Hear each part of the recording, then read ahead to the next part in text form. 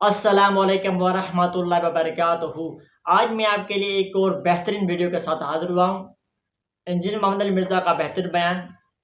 حضرت ابراہیم علیہ السلام نے جو خواب دیکھا تھا، خواب یہ دیکھا تھا کہ میں اپنے بیٹے کو، لقت جگر کو، حضرت اسماعیل علیہ السلام کو ذبح کر رہا ہوں۔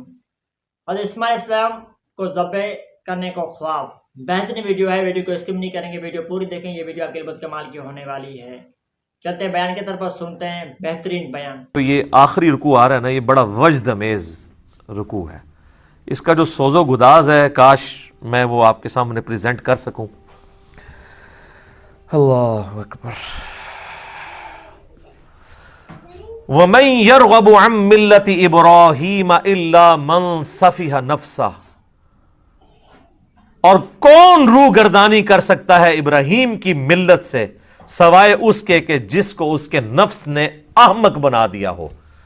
کوئی مینٹل اور پاگل ہی ہوگا جو اپنے آپ کو ابراہیم کی ملت سے الگ کرے۔ ہائے ہائے ہائے۔ وَلَقَدِ اسْتَفَيْنَاهُ فِي الدُّنْيَا، اور بے شک ابراہیم تو وہ تھا جسے ہم نے چن لیا تھا اس دنیا میں۔ نبی علیہ السلام کا بھی ایک مبارک نام ہے مصطفیٰ۔ مصطفیٰ کہتے ہیں چنے ہوئے کو۔ وَإِنَّهُ فِي الْآخِرَةِ لَمِنَ الصَّالِحِينَ، اور بے شک ابراہیم آخرت میں ضرور بالضرور ہمارے نیکوکار بندوں میں شامل ہوگا۔ اِذْ قَالَ لَهُ رَبُّهُ أَسْلِمْ، اور یاد کرو جب بھی اس کے رب نے اس سے کہا کہ ابراہیم، آرڈر آیا سر تسلیم خم، قال اسلمت لرب العالمین، تو اس نے فوراً کہا کہ میں اپنے رب کے حضور سر تسلیم خم کرتا ہوں۔ اللہم اجعلنا منہم، اللہم من احییتہ منا فاحیہ علی الاسلام ومن توفیتہ منا فتوفہ علی الایمان، رضیت باللہ ربا وبالاسلام دینا وبمحمد نبیا۔ کیا سوز و گداز ہے جی۔ مجھے بتائیں، رب کی تعریف اپنی مخلوق کے لیے اس سے زیادہ کسی کی تعریف ہو سکتی ہے؟ کہ اللہ کہہ رہا ہے کہ پاگل ہوگا جو ابراہیم سے روگردانی کرے۔ وہ تو وہ تھا جسے ہم نے چن لیا تھا دنیا میں بھی اور آخرت میں بھی ہمارے مقرب بندوں میں سے ہوگا۔ اور وہ ایسا تھا کہ جب بھی اس کے رب نے اسے کہا نا کہ ابراہیم تیار ہو جا، اس نے یہ نہیں کہا کہ یا اللہ سوچ لواں یا کچھ تھوڑا ٹائم مل جائے یا کوئی تعویل کر لے۔ حتیٰ کہ سورہ الصافات کی آیت نمبر 100، 101، 2 اور 3 میں آتا ہے کہ ایک خواب اللہ نے دکھایا حضرت ابراہیم کو کہ جی وہ اپنے بیٹے کو قربان کر رہے ہیں۔ انہوں نے اٹھ کے کوئی اللہ سے نہیں کہا کہ یا اللہ خواب بھی ہے، کوئی تعبیر، کوئی دسنی، یہ وہ کہ ارادہ ہے، کوئی آئیں بائیں شائیں، سیدھا بیٹے کو بلایا ہے جناب۔ اور بیٹے کی عمر کیا ہے اس وقت؟ ہارڈلی 12 سال عمر ہے۔ اور بیٹا کون سا؟ 87 سال کی عمر میں وہ بچہ ملا ہے، 87 سال تک بے اولاد رہے ہیں۔ اور جب حضرت ابراہیم کی عمر 99 ایئرز ہوئی ہے، 99 ایئر کا بندہ تو اپنی لائف کنکلوڈ کر بیٹھا ہوتا ہے، اس کے بڑھاپے کا، اور قرآن میں الفاظ ہی بڑے سوزناک ہیں، اللہ تعالیٰ فرماتا ہے دردناک الفاظ ہیں۔ اللہ کہتا ہے جب وہ چلنے پھرنے کے قابل ہوا نا اس کے ساتھ، تو ہم نے ساتھ ہی اس کو خواب دکھا دیا۔ ہوئے ہوئے، اس سے تو بہتر تھا بچہ ہوا ہی نہ ہوتا، وہ کم آزمائش تھی۔ تو قربانی کا کہا تو پہنچ کے جناب پہلے بیٹے کو بلا کے کہا کہ میں یہ دیکھ رہا ہوں۔ اگر بیٹا بھی ایسا سی، انہوں نے کہا جی کر گزرے۔ اور دیکھیں اللہ کہتا ہے پھر انہوں نے اس کو جبین کے بل لٹایا اور چھری ہاتھ میں پکڑی، پھیرنے لگے تو اللہ کی طرف سے معجزہ ظاہر ہوا اور ایک فدیہ آ گیا اور کہا کہ ابراہیم تو نے اپنا وعدہ سچا کر دکھایا۔ واقعی یہ سب سے بڑی آزمائش تھی جی حضرت ابراہیم علیہ السلام پہ۔ یہ ایک باپ سمجھ سکتا ہے جس کی اولاد ہو کہ کتنی بڑی آزمائش ہے۔ قال اسلمت لرب العالمین، انہوں نے ہمیشہ یہ کہا اللہ حاضر ہوں۔ اب اللہ تعالیٰ اس پیغمبر جس کے ایمان کا یہ لیول تھا نا، اس کی کوالٹیز بتا رہا ہے کہ وہ کیسا پیغمبر تھا، اس نے کس کمٹمنٹ کے ساتھ لائف گزاری ہے، اور اس کے بعد وہ جب موت کی طرف جانے لگا ہے تو اس نے اپنی اولاد کو کیا نصیحت کی ہے۔ کوئی پراپرٹی تقسیم کرنے کی، کوئی بینک بیلنس کی، کوئی یہ نصیحتیں نہیں ہیں۔ نصیحت کیا ہے؟ وَوَصَّى بِهَا إِبْرَاهِيمُ بَنِيهِ وَيَعْقُوبُ، اور وصیت کی ابراہیم نے اپنے بیٹوں کو اور یعقوب نے بھی اپنے بیٹوں کو۔ ابراہیم علیہ السلام کے 2 بیٹے تھے، اسماعیل اور اسحاق۔ اسحاق علیہ السلام کے آگے سے بیٹے تھے یعقوب، اور ان کے آگے 12 بیٹے تھے جن میں حضرت یوسف علیہ السلام بھی شامل ہیں۔ تو اللہ تعالیٰ ہمارا یہ دونوں پیغمبروں نے اپنے بچوں کو نصیحت کی، اور کیا کہا؟ یہ موت کے وقت نصیحت ہو رہی ہے، وہ آگے ذکر بھی آ جائے گا کہ یہ نزع کے عالم میں وہ کہہ رہے ہیں، یا بنیہ، اے میرے بچوں، ان اللہ اصطفیٰ لکم الدین، بے شک اللہ تعالیٰ نے چن لیا ہے تمہیں دین کے لیے، فلا تموتن الا وانتم مسلمون، دیکھنا تمہیں موت نہ آئے مگر اس حال میں کہ تم مسلم مرنا۔ اب آپ لاکھ کہتے رہے کہ یا اللہ میں تو بریلوی مرنا ہے، میں بھی خیر 2002 میں جب عمرے پہ گیا تو میں نے غلاف کعبہ پکڑ کے دعا کی تھی، یا اللہ منو بریلوی ماری، حالانکہ یہ دعا کرنی چاہیے تھی۔ تو دعائیں قبول نہ ہو تو پریشان نہ ہوا کریں، اس میں خیر ہی ہوتی ہے۔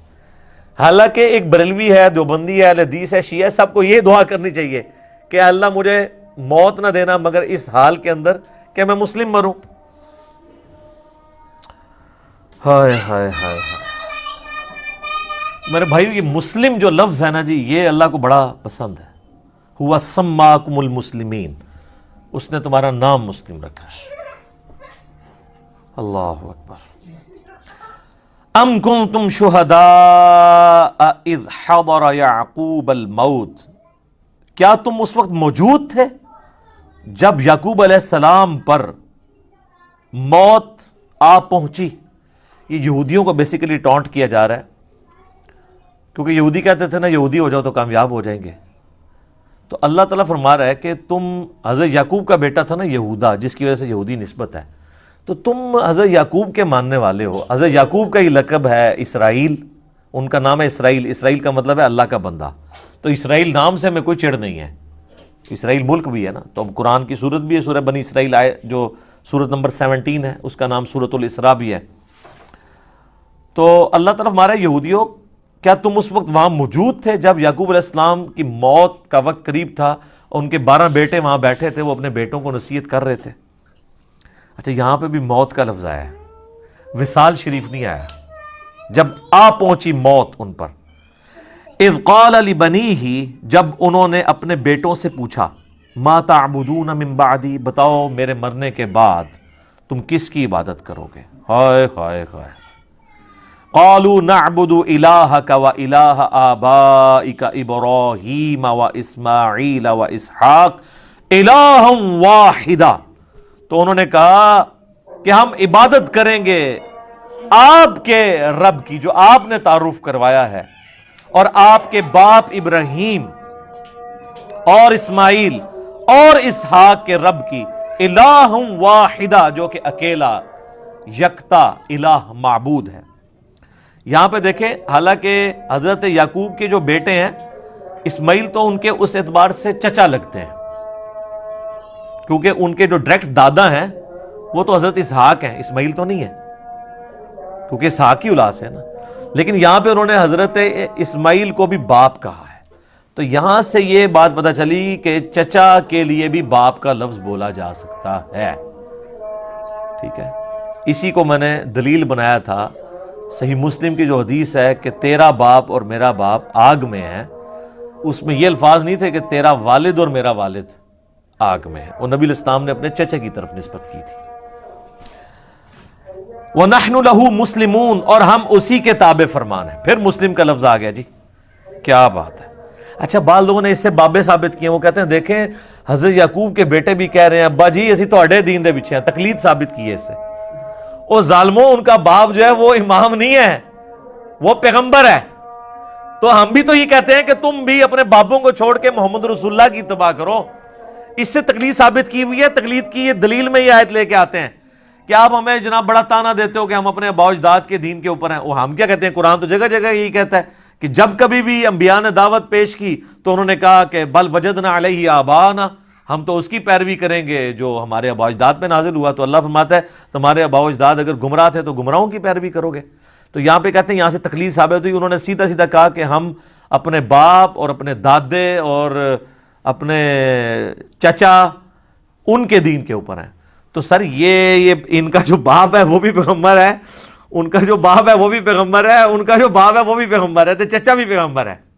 صحیح بخاری میں حدیث ہے، نبی علیہ السلام نے کہا، کیا بات ہے، کریم ابن کریم ابن کریم ابن کریم، یوسف بن یعقوب بن اسحاق بن ابراہیم،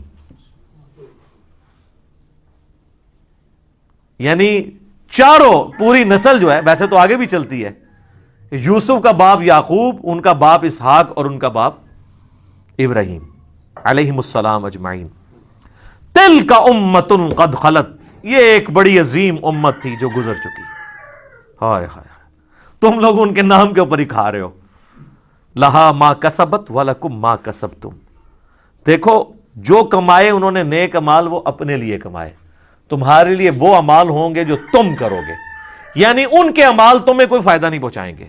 ولا تسألون عما كانوا يعملون، اور تم سے یہ نہیں پوچھا جائے گا کہ انہوں نے کون سے نیک اعمال کیے، تم سے یہ پوچھا جائے گا تم نے کون سے نیک اعمال کیے۔ وہ کہتے تھے ہمیں ابراہیمی نسبت کام آئے گی، یہودی کہتے تھے، نصرانی بھی۔ اللہ نے فرمایا تو بڑی پاکیزہ امت تھی، وہ گزر گئی، اپنے اعمال اپنے ساتھ لے گئی ہے، کوئی پیچھے تم لوگوں کے لیے تو نہیں چھوڑ گئی۔ اسی کانٹیکسٹ میں ایک صحیح مسلم میں حدیث ہے، نبی صلی اللہ علیہ وآلہ وسلم نے فرمایا، قیامت والے دن جس کے عمل نے اسے پیچھے کر دیا، اس کا نسب اسے آگے نہیں کر سکتا۔ اور اسی کو ہمارے نبی علیہ السلام نے کھول کھول کے بیان کیا، بخاری مسلم دونوں میں حدیث ہے، اے میری بیٹی فاطمہ، میرے مال سے جو لینا ہے لے لے، اگر اللہ کے حضور پکڑی گئی تو میں تیرے کچھ کام نہیں آؤں گا۔ پھر صرف اپنی بیٹی فاطمہ کو نہیں کہا، بخاری مسلم میں الفاظ ہیں، اے میرے چچا عباس، میرے مال سے کچھ لینا ہے تو میں تجھے دے دوں گا، اللہ کے حضور پکڑا گیا تو میں کچھ کام نہیں آؤں گا۔ اے میری پھپھی صفیہ، تو نے میرے مال سے کچھ لینا ہے تو مجھ سے لے لے، اللہ کے حضور پکڑی گئی تو میں تیرے کچھ کام نہیں آؤں گا۔ تو یہاں پہ نیک اعمال مراد ہے، ادھر برے اعمال مراد نہیں۔ یہ بعض لوگ کہتے ہیں نا مشاجرات صحابہ ڈسکس نہیں کرنے چاہیے، جو فوت ہو چکے وہ اپنے اعمال لے گئے، تو اس میں یہ آیت پیش کرتے ہیں۔ یہ آیت دو دفعہ آئے گی، ایک یہ آئی ہے آیت نمبر 134 سورۃ البقرہ کی، اور 141 بھی یہی ریپیٹ ہوگی، پارہ نمبر 1 کی آخری آیت۔ تو اس میں میرا یوٹیوب پہ سوال بھی ہے، کیا قیامت الدن کربلا کے بارے میں سوال ہوگا؟ تو میں نے اس میں بھی بتایا تھا کہ یہاں پہ نیک اعمال کا ذکر ہے، اگر یہاں پہ برے اعمال کا ذکر ہوتا نا تو وہ لاجیکلی ہو نہیں سکتا تھا، اس لیے کہ پورا قرآن بھرا ہوا ہے اس چیز سے کہ جو لوگ پہلے گزر چکے ہیں، جو آگے گزر چکے، انہوں نے جو برے اعمال کیے اللہ نے ان کو کرٹیسائز کیا۔